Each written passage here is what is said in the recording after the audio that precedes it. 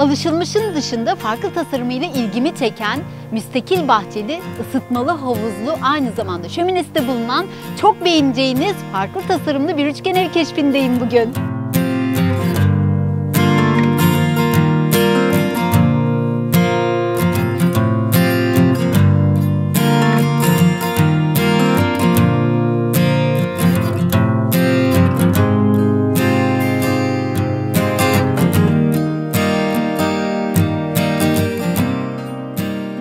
Herkese yepyeni bir videodan merhabalar arkadaşlar. Ben Özlem Akçin. Kanalıma ve videoma hoş geldiniz. Bugün Sapanca'dayım. Sapanca'da biraz önce bahsettiğim gibi çok güzel özellikleri olan, çok beğeneceğinizi düşündüğüm harika bir konaklama yerindeyim. Bu evin özelliklerini, aynı zamanda buraya konaklamaya gelirseniz sizin nelerin beklediğini anlatacağım harika bir video ile karşınızdayım.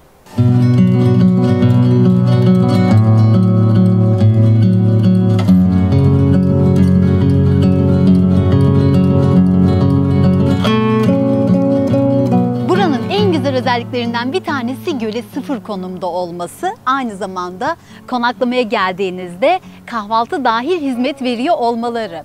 Kendi bahçelerinde yetiştirdikleri ıhlamur ağacından topladıkları ıhlamurlarla reçel yapmışlar. Çok dikkatimi çekti. Hayatımda ilk defa ıhlamur reçeli gördüm çünkü. Siz de buraya konaklamaya geldiğinizde böyle bir servisleri de olacak size. Bahçe 220 metrekare ebatında arkadaşlar. Bahçede oturma grubu, biraz önce kahvaltımı yaptığım, gösterdiğim oturma grubu, arkamda gördüğünüz geliş amacım olan ev, ısıtmalı havuz, 2 tane şezlong ve etrafta da bitkiler bulunuyor. Bu arada bir tane de ağaç bulunuyor. Çok da güzel olmuş ağacın konumu oraya. Böyle güzel, hoş bir bahçe. Bu arada çitlerden bahsetmek istiyorum ben size.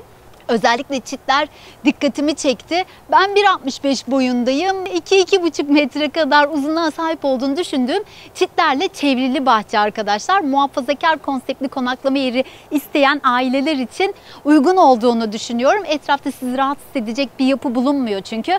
Sol tarafta restoran varmış. Yemek yemek isterseniz orayı tercih edebilirsiniz. Ön tarafında çit olduğunu söyleyemem. Çünkü ön tarafı zaten göl ve sazlıklarla dolu bir göl arkadaşlar. Çok hoşuma gitti gerçekten bu kısım.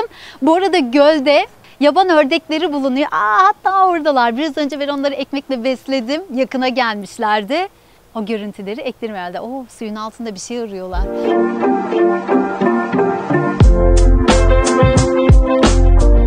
Havuza değinmek istiyorum biraz arkadaşlar. Çok büyük olduğunu söyleyemem havuzun. Çok da küçük de değil. 4-5 kişi rahatlıkla bu havuzda keyif yapabilir. 5 kişinin rahatlıkla konaklayabileceği tarzda döşenmiş, hazırlanılmış bir ev arkadaşlar.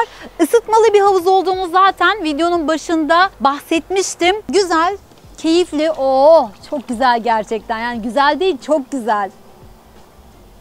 Video sonrasında havuza girebilirim. Genellikle bu ısıtmalı havuzların ısısını bu mevsimlerde 31-32 derecelerde tutuyorlar. Ben de kendi keşfimle, kendi hissimle 32-33 derecelerde olduğunu düşünüyorum.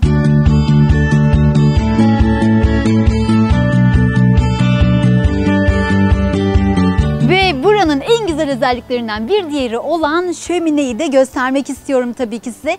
Çift taraflı şömineymiş arkadaşlar bunun adı. Ben de ilk defa burada gördüm böyle bir şömineyi. Bu arada dışarıya da sıcaklık veriyor biliyor musunuz? Havuzuna gir, çık, şezlongunu şöminenin önüne doğru çek, meyve tabağını hazırla, şöminenin önünde sıcaklık gelirken orada keyif yap.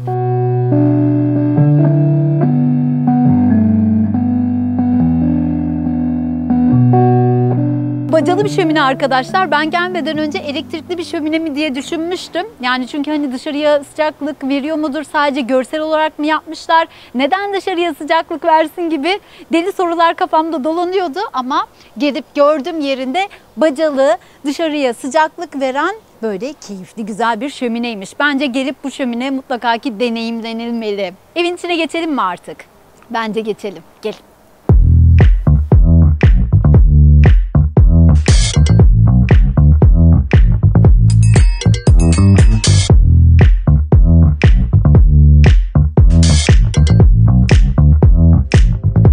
Evin içine geçtik. Şöminenin içeriden görüntüsüyle başlıyoruz.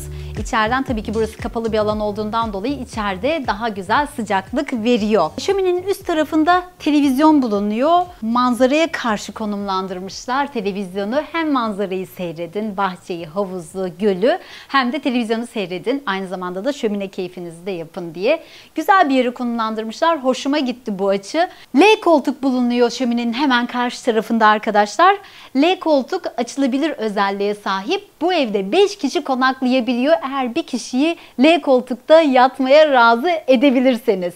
Evet, hemen şu noktaya geçip mutfağı göstermek istiyorum size. Küçük değil, büyük de değil, orta kararda büyüklüğe sahip bir mutfak bulunuyor. Ama mutfakta da ihtiyacınız olabilecek her şey var bu arada. Şöyle filtre kahve makinesi, çaycı, Türk kahvesi, elektrikli ocak ve böyle kadehlerden tutun da birçok çeşit bardağı, çatal, kaşık gibi detaylara dair her şeyin olduğu güzel, kullanışlı bir mutfak yapmışlar. Her şeyin olması hoşuma gitti gerçekten.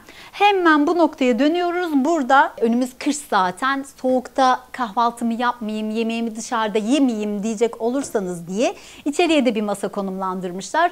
4 kişinin yemek yiyebileceği, kahvaltı yapabileceği minik kullanışlı bir masa. Masanın arka tarafında da alt katta bulunan 2 kişilik yatak bulunuyor.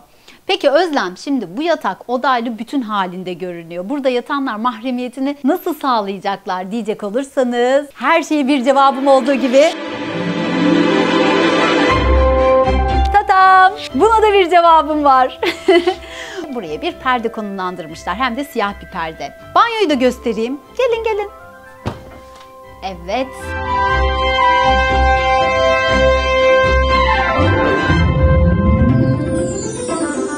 Ev küçük ama banyo büyük. Hani evin diğer bölümleri gibi küçük olduğunu düşünmeyin. Oldukça büyük bir banyo. 5 kişi konaklayabilir dedik ya. 5 kişinin de ihtiyacını karşılayabilecek büyüklükte bir banyo arkadaşlar. Duş kabin bölümü, el yıkama lavabosu, lavabonun altında işte dolapların, şöyle havluların olduğu güzel, şık bir banyo. Hoşuma gitti banyo, güzel. Ve kedi merdiveninden kedi gibi yukarıya tırmandım. Size loft katı göstereceğim. Kedi merdiveni deniliyor arkadaşlar bu merdiven sistemine. Çıkışı, inişi daha kolay. Çıkışı inişi kadar kolay değil. Ben kendi deneyimlerime dayanarak söylüyorum. Ama yine de güzel, kullanışlı. Çok da zor olduğunu söyleyemem. Gayet sağlam. Üstünde 100 kilo olan bir insan bile rahatlıkla bence yukarıya çıkıp inebilir. Loft katta 2 kişilik yatak bulunuyor. Yatağın haricinde de aplikler bulunuyor. Aşağıda kullanılan perdelerden bulunuyor. Başka da bir şey olduğunu söyleyemem. Loft katı oldukça sade tutmuşlar. Basık olmasın diye. Zaten farkındaysanız evin iç cephesini komple beyaza boyamışlar. Bence mantıklı olmuş. Zaten loft katlarda fazla eşya kalabalığı biraz insanı yoruyor.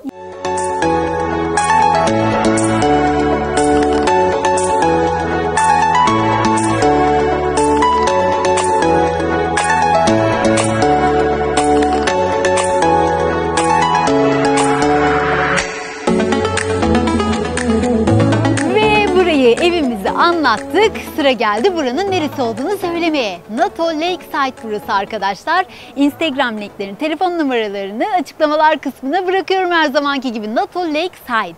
Oradan kendilerine ulaşabilirsiniz. Konaklama isteğinizi, işte konakladığınızda ne gibi hizmetler vereceklerini, gerçi bu videonun içerisinde bunlara detaylıca değindim ama yine de kendilerinden öğrenebilirsiniz. Oradan kendilerine ulaşıp. Bugünlük benden bu kadar. Umarım bu videomu beğenmişsinizdir. Kanalıma abone olmayı, videoma beğeni yapmayı unutmayın. Kendinize çok çok iyi bakın. Hoşça kalın.